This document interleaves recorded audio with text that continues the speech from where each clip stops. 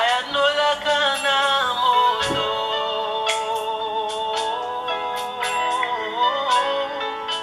ame ayanola kana moto ayanola kana moto ayanola kana moto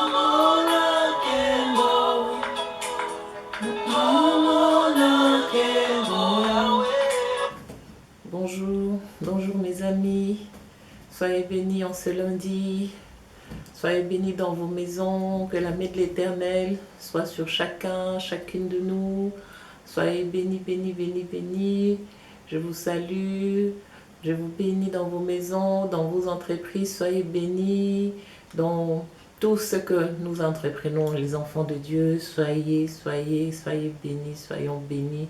Que la main, que les yeux de l'Éternel soient sur chacun de nous, que la protection de Dieu soit chacun de nous.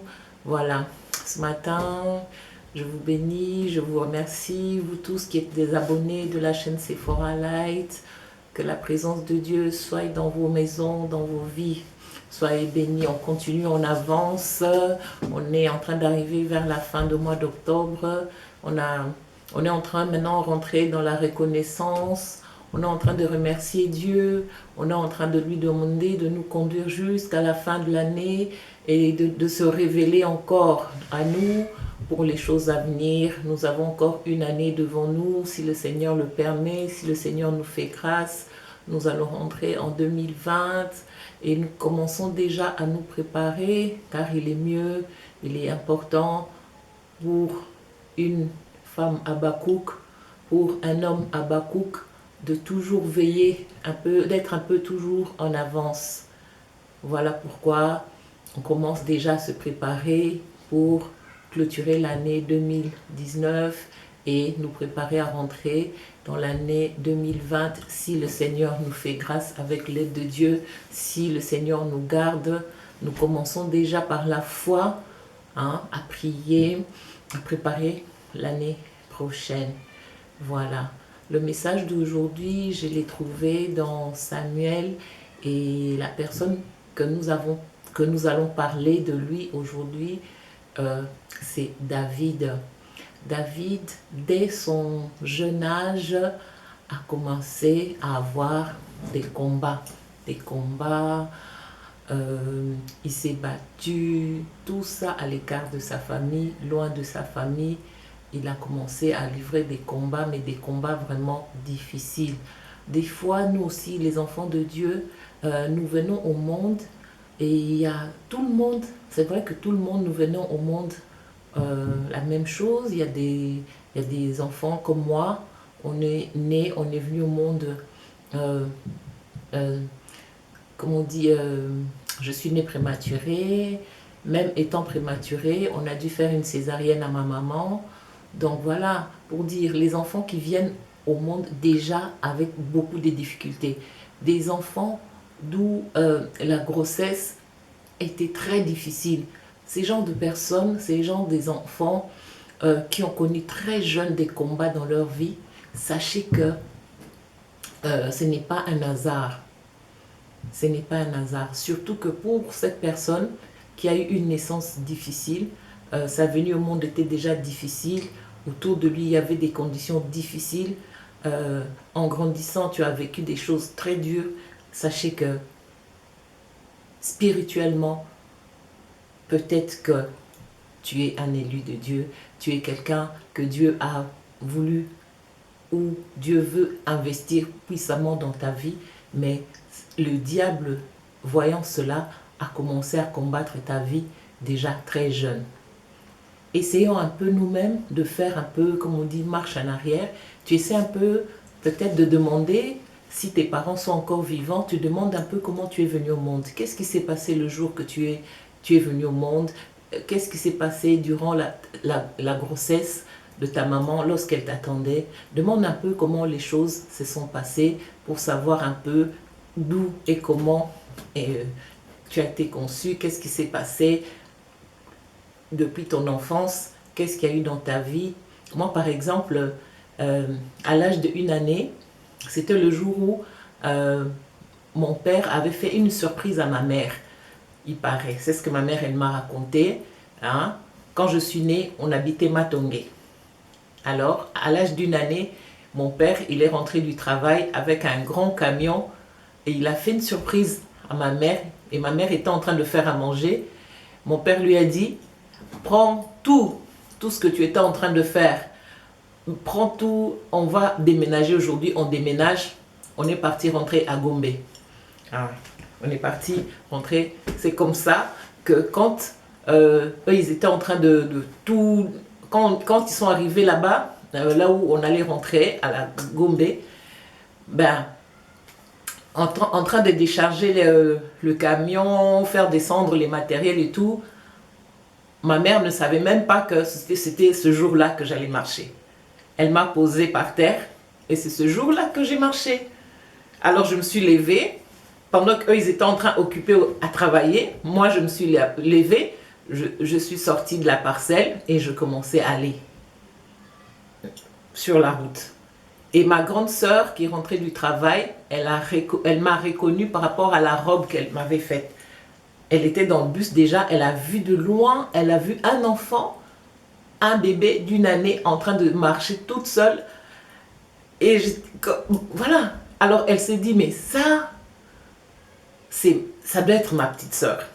Entre-temps, il y a une dame qui passait par là, elle m'a prise avec elle et elle était en train de partir avec moi. Comme le temps que ma sœur descend du bus, elle a couru à la maison pour demander déjà si j'étais là. Et ils ont commencé à me chercher. Et en même temps, ma sœur, elle est retournée vers la route pour voir si la dame, elle était toujours là.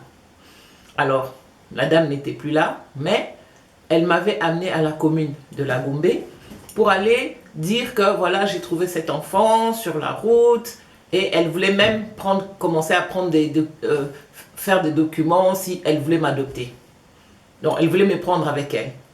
Et c'est ainsi que quand ma famille sont partis à la commune, c'est depuis à la commune qu'ils ont trouvé la dame. En plus, elle était en train de discuter, elle voulait me prendre. Elle disait que vous avez laissé un enfant comme ça, alors moi je l'ai trouvé, je veux la prendre avec moi. Et c'était moi ce bébé-là, à 1 année. Voilà, j'ai marché sans que ma mère se rende compte parce qu'elle était occupée. Et voilà qu'une dame me prend, me ramasse et elle a voulu aller m'adopter. Heureusement que ma soeur, elle était dans le bus, elle a vu, elle m'a reconnue, mais le temps qu'elle descende du bus, il y avait déjà une dame qui m'avait pris avec elle. Voilà comment c'est fini l'histoire, j'ai été récupérée. Et un jour, toujours quand nous sommes rentrés à la Gombe, là, comme j'avais 1 année, je dormais, ma mère, elle m'a fait coucher dans la poussette, vous voyez les anciennes poussettes, enfin les poussettes. Elle m'a fait coucher dedans, les poussettes avec l'endos là, elle m'a fait coucher dedans. Et puis ils ont enlevé les habits sur le fil, ils ont mis dans le landau, pendant que moi je faisais la sieste. Donc vers le soir, quand ils ont commencé à arranger les soirs, comme on arrange la parcelle, on fait rentrer les histoires. Pendant un moment, ils se sont rendus compte que j'étais pas là. J'étais là en train de dormir, mais comme on a mis les habits sur le landau, ils se sont dit, bon, un bébé ne peut pas dormir là, avec autant d'habits qu'on a mis, donc le bébé n'est pas là, sûrement, le landau est vide. La poussette était vide. Or, moi, j'étais là dedans. Alors, ils se sont mis à me chercher, encore. Ils ont cherché, jusqu'à ce que un cousin à nous, il a eu l'idée d'aller quand même voir dans le landau. Parce qu'il y avait plein d'habits dessus, mais moi j'étais quand même couchée là-dedans. Vous voyez, il y a des choses difficiles comme ça. Et je me rappelle même que ma mère m'avait dit aussi, un jour elle faisait à manger, elle avait posé la bouteille du pétrole, et j'ai pris la bouteille, j'ai bu du pétrole. Vous voyez, tout ça, ce sont des choses un peu, j'ai pas dit que j'étais exceptionnelle, mais juste, ce sont des choses qui me sont arrivées étant enfant. Voilà, c'est ça que je voulais dire. Mais je parlais ici, on parlait de David, on parlait de ses combats livrés seuls, et la force et la puissance que Dieu avait mis en lui. Il ne comprenait pas, il voyait qu'il était fort, mais il ne savait pas d'où venait cette force. Jusqu'au jour où il a compris que Dieu était avec lui. Ce n'était pas un hasard, il a grandi, il a eu le temps de comprendre que Dieu était avec lui. Et pour que Dieu rentre dans vos combats, pour que le Seigneur vous donne la force que David avait, il faudrait faire une alliance avec Dieu. L'alliance avec Dieu. Quand vous avez une alliance avec Dieu, sachez que le Seigneur sera partout avec vous. Il vous accompagnera partout parce que vous êtes en alliance avec lui. Voilà pourquoi David, dans sa vie, il a remporté des combats. Voilà pourquoi Abraham, lui, il avait fait une alliance aussi avec Dieu. C'était la circoncision. Voyez. Et Noé, lui aussi, il avait une alliance avec Dieu. C'est pour cela, jusqu'aujourd'hui, des fois, quand vous voyez, quand on voit l'arc-en-ciel, ça c'est l'alliance de Dieu qu'il avait fait à Noé. Ce n'est pas un hasard. Quand vous voyez l'arc-en-ciel, ça veut dire Dieu, il a dit qu'il ne détruira plus le monde comme à l'époque de Noé. Mais pour nous aujourd'hui, si nous voulons aller de l'avant, si nous voulons vaincre les combats de nos vies, nous devons aussi faire alliance avec Dieu. J'aimerais vraiment recommander aux parents et à nous tous, les enfants de Dieu, les chrétiens, on arrive à la fin de l'année pour les choses à venir, pour l'année prochaine. Là où vous priez, dans vos églises, faites des alliances avec Dieu. Priez, demandez à Dieu qui vous montre quel genre d'alliance vous pouvez faire avec Dieu. Il y a ceux qui font des alliances. Il y a une femme, elle avait perdu son mari très jeune et elle est restée avec les enfants et tout le monde se disait on va la voir, son mari comme ça, qui meurt, et puis elle reste avec les enfants, les 5 enfants. Comment elle va faire pour élever ses enfants? Comment elle va faire? Et cette femme-là, elle était intelligente. Et qu'est-ce qu'elle a fait? Elle a été dans son église. Elle a fait l'alliance avec Dieu. Elle a dit, Seigneur, aide-moi à élever ces enfants. Aide-moi à élever ces enfants. Et elle a sorti de son sac un peu d'argent. Comme le Seigneur lui avait conduit, elle a fait une alliance de cœur. Dieu ne l'efface jamais. Une alliance de cœur, Dieu ne l'oublie jamais. Prions et rentrons en prière, demandons à Dieu comment est-ce que nous allons faire cette alliance de cœur avec Dieu. Le Saint-Esprit aidant, vous allez sûrement comprendre comment faire cette alliance de cœur. Et cette femme qui avait fait l'alliance de cœur avec ses 5 filles, Dieu l'a accompagnée jusqu'à ce que cette femme a marié ses 5 filles. Ces 5 filles mariées dans des mariages vraiment, comme on dit, ok, super, parfait. Mais à cause de l'alliance qu'elle avait faite avec Dieu. Souvent lorsque vous passez des moments difficiles, souvent lorsque on arrive comme ça à la fin de l'année, tout le monde, on commence un peu à regarder qu'est-ce qui a été, qu'est-ce qui n'a pas été. Ayez cette intelligence-là d'aller faire une alliance avec Dieu. Là où vous priez, faites des alliances. Mettez quelque chose dans le panier. Priez pour cet argent. Priez pour, je ne sais pas, il y a des alliances où des fois même, Ça ne demande même pas l'argent. Tu peux aussi dire, c'est moi qui va commencer à laver les toilettes de l'église. C'est moi, je vais nettoyer les toilettes. C'est aussi une alliance que Dieu voit. Il y a beaucoup de choses.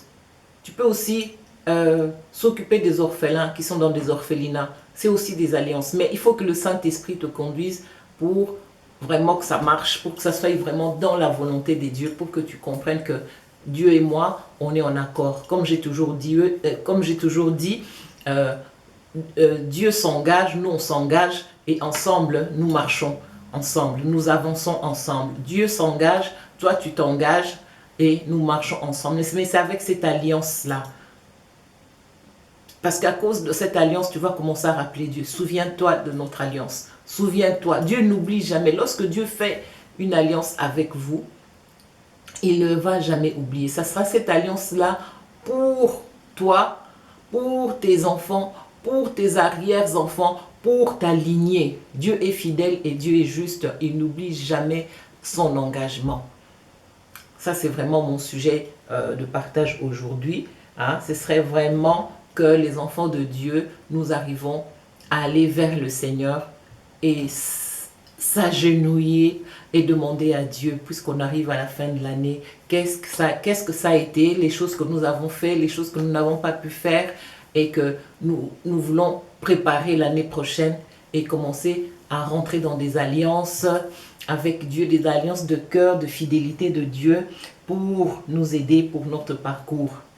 Hein? Dieu n'oublie jamais des alliances qu'il fait avec ses enfants. C'est pour cela que aujourd'hui, je voulais vraiment partager avec vous, vous conseiller, nous conseiller, me conseiller aussi, hein, de rentrer dans la prière avec l'aide de Dieu, l'aide du Saint-Esprit, pour que nous puissions comprendre quelle est l'alliance que nous pouvons faire à notre Dieu, pour que à chaque fois, lorsque nous sommes en difficulté, que le Seigneur nous vienne en aide, au secours. Nous sommes là pour ça. Dieu est là aussi pour ça. Il n'a jamais manqué à ses devoirs.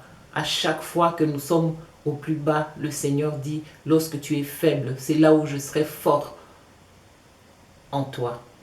Donc prions vraiment avec l'aide du Saint-Esprit que le Seigneur nous aide à comprendre la puissance, la force de David venait de quoi? La puissance, la force d'Abraham venait de quoi? Le courage, la foi de Noé, l'obéissance de Noé, ça venait de quoi? Parce que Noé avait fait une alliance avec Dieu. David avait fait une alliance avec Dieu. C'est avec ça qu'il a renversé Goliath, à cause de cette alliance. C'est à cause de cette alliance que David a tué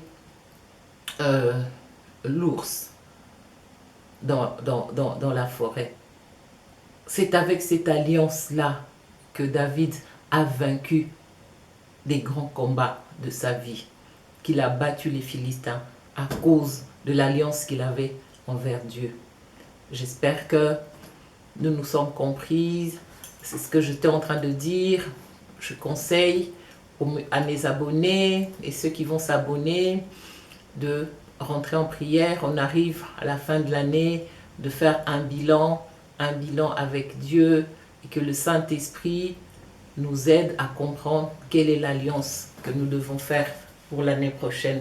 Quelle est l'alliance que nous allons faire pour que le Seigneur nous accompagne dans nos entreprises, dans nos projets pour l'année prochaine. Vraiment, c'est quelque chose que le Seigneur m'a mis à cœur. J'étais là, je priais ce matin, très tôt, et je me disais, Seigneur, comme c'est lundi, qu'est-ce que je veux dire à tes enfants? Qu'est-ce que tu veux que je leur annonce de ta part? Et le Seigneur était en train de me parler du parcours du géant. Je me suis dit, parcours de géant. Après, je lui ai posé la question, mais pourquoi vous me parlez du parcours de géant? Et puis, il m'a dit, ben voilà, si tu veux comprendre les géants, hein, les géants, comment naissent, va aller comprendre comment naissent les géants. Qu'est-ce qui se passe dans la vie des géants? Qu'est-ce qui se passe autour de Joseph? C'était aussi un géant. Mais voilà ce qui s'est passé avec ses frères. Souvent, les personnes qu'on appelle des géants dans leur vie, ils ont un parcours difficile. Mais il faut détecter cela le plus tôt quand tu as compris, ne commence plus à promener des regards inquiets, ne commence plus à s'inquiéter, commence plutôt à aller vers ton Seigneur, ton Sauveur, aller à la source, aller demander à Dieu, pourquoi est-ce que dans ma vie, il y a trop de combats? Peut-être que tu es un Élie de Dieu, peut-être que tu es un géant de Dieu, peut-être que tu es un héros de Dieu. C'est pour cela qu'il faut aller toujours à la source, aller demander à Dieu ton cahier de route. Pour aller demander à Dieu, c'est quoi ta destinée? Qu'est-ce qu'il avait prévu pour toi? Pourquoi autant de combats dans ta vie? C'est pour cela qu'on voit dans la Bible les hommes intelligents consulter l'Éternel. Ils ne vivaient pas seuls leurs problèmes. Lorsqu'ils étaient en difficulté, ils retournaient à la source, vers notre Seigneur, notre Sauveur. Ils retournaient vers notre Dieu pour lui demander, montre-moi le chemin. Qu'est-ce que je peux faire maintenant? Mais la plupart de ces hommes, lorsqu'ils ont reçu la réponse de Dieu, à cause de cette réponse, ils font une alliance. Je vous ai dit que moi, j'avais fait une alliance avec Dieu. Le jour où le Seigneur m'avait dit, laisse les autres dormir dans la salle. Toi, tu sors, tu viens me parler à l'extérieur. C'est ainsi que vers les parkings où je m'étais assise par terre à pleurer, à dire à Dieu ma vie, à raconter ma vie, à dire tout ce que moi-même j'avais fait, les choses que je regrettais dans mon cœur, tout ça, j'ai demandé pardon à Dieu. Et lorsque je suis retournée dans la salle, pour ceux qui sont des combattants, c'est le jour où Papa Isaac est venu. Papa Isaac de Johannesburg, en ce moment-là, il était à Johannesburg, il est venu, il nous a parlé. Pendant que Papa Isaac était en train de parler, j'ai entendu une voix qui m'a dit, maintenant, c'est le moment de faire l'alliance avec Dieu. Et comme par hasard, Papa Isaac, ce jour-là, quand il a fini son message, lui-même aussi, il avait fait l'appel pour les gens qui voulaient faire l'alliance avec Dieu. Mais moi, j'avais déjà, parce que j'avais montré mon cahier des notes à mon mari, bien avant, au début, c'était déjà marqué, voilà ce que le Seigneur me demande, de faire une alliance. C'est le Seigneur qui m'avait demandé.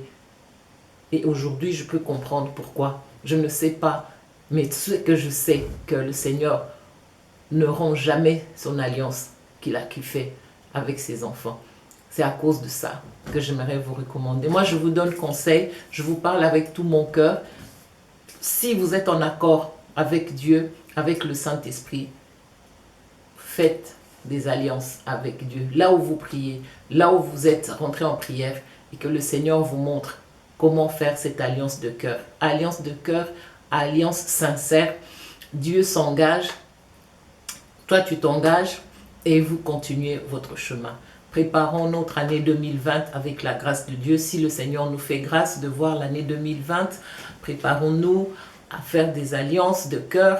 Et c'est ça qui va nous aider, les mamans dans votre maison, les papas dans leurs entreprises, pour les enfants qui sont dans les études, pour ceux qui cherchent du travail, ceux qui cherchent à rentrer dans une nouvelle vie.